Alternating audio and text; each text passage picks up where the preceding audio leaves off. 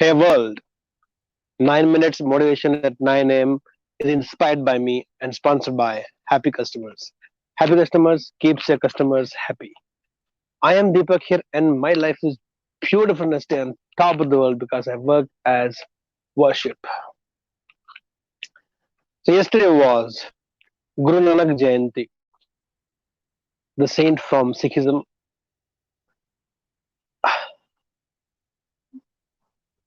Every time I hear about or happen to read or happen to just hear randomly. And yesterday, because it was Guru Nanak Jayanti, this name Guru Nanak Jayanti, Guru Nanak, uh, reminds me of my school days.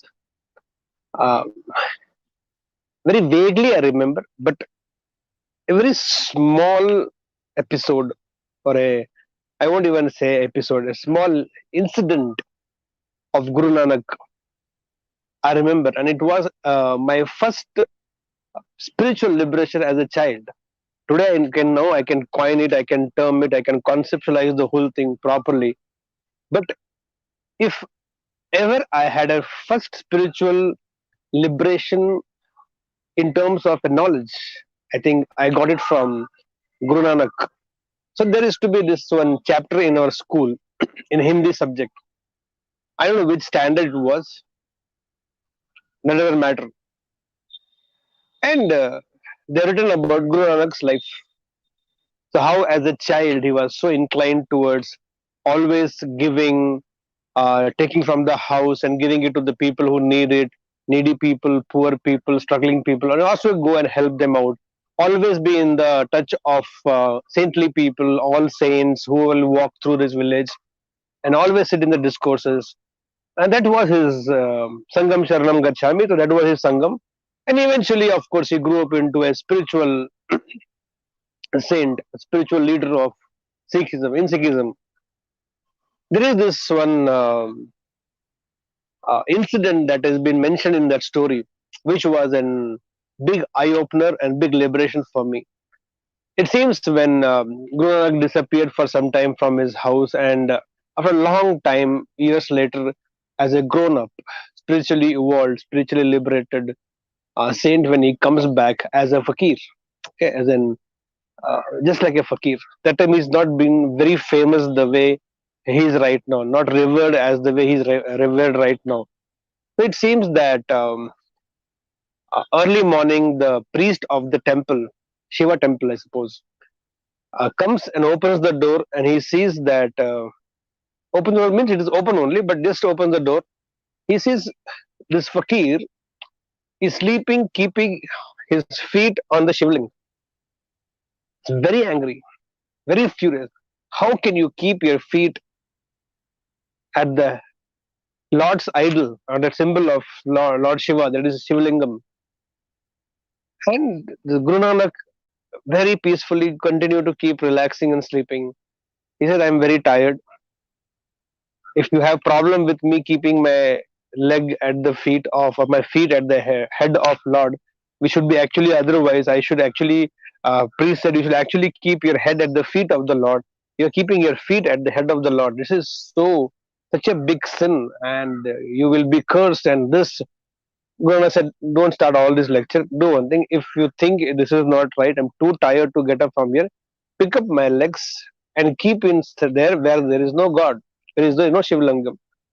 Priest anyway is very angry. Furiously he goes, lifts leg of Guru Nanak and turns the other direction to keep it down. And it seems he turns it down and he sees Shivlingam there also.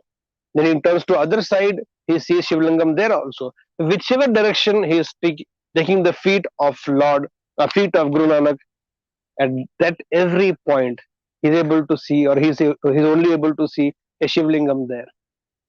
And Guru Nanak, with still lying down, says, what happened? I'm not able to find a place where there is no God. And I think, I don't know how the story goes after that. But when I read it, I thought, I'm talking as a very, maybe a teenager, early ages of my teenage. And I said, isn't it? We are so obsessed with religious upbringings and some fanatic inputs given to us that That is where Lord is. Now, I'm not saying that what Guru Nanak did was a great thing, but I think the moral of the whole experience is very liberating. When people ask, "Where is God?" Actually, the answer should be, "Where is He not?" So, whichever direction you move, there is presence of God. He's omnipotent, omnipresent. Then how does it matter that He only is in this direction? And I think that was a lesson which Guru Nanak wanted to teach to that priest, or maybe wanted to make him realize that it's not only that because here is the idol, or here is the deity, or here is the Shivlingam, Shiva's presence is only here. Shiva's presence is in every aspect of life, in every ounce of life, in everywhere it is. So, where is God? When people ask, and the answer is very simple: where is He not? Because if you're looking for a direction top, that there is where God is, then I think there God. Why should we sit here when we should be all flying up there to pray to God? Where is God? Where is He not? And then the day you realize this, I'm not saying that you'll stop going to temple or church or mosque. I'm telling you this. The day you realize that God is everywhere, where all He is not, He is everywhere. Then wherever you decide, choose depending on whichever faith you belong to, your church, your mosque, your temple will be that place wherever you choose to see God. हो सकता है maybe initial days of your life, initial growing years of your life, maybe in our own immaturity we might go to temple, to church, to mosque to see God, to a point in life, and this should be a realization in this lifetime, I suppose.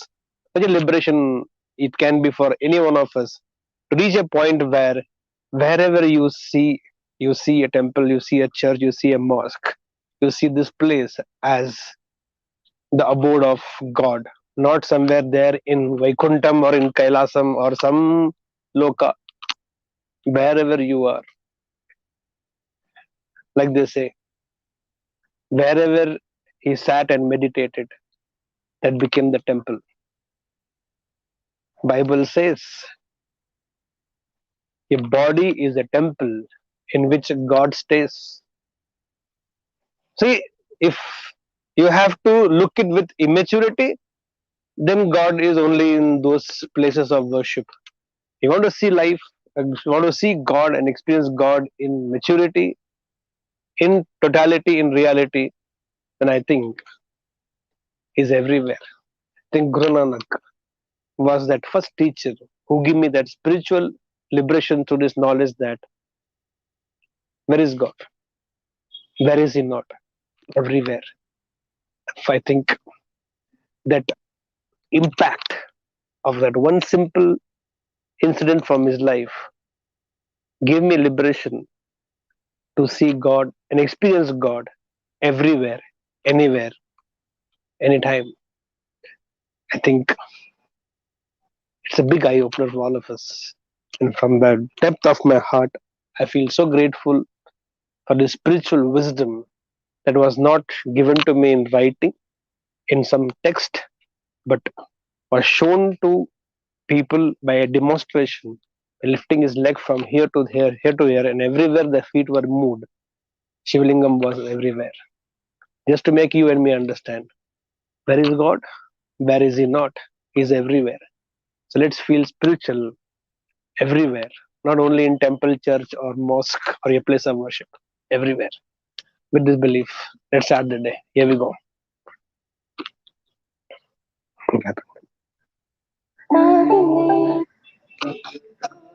Gone. Missed. I believe I can. So guys, go set and grow. को जुनू है दिल में भी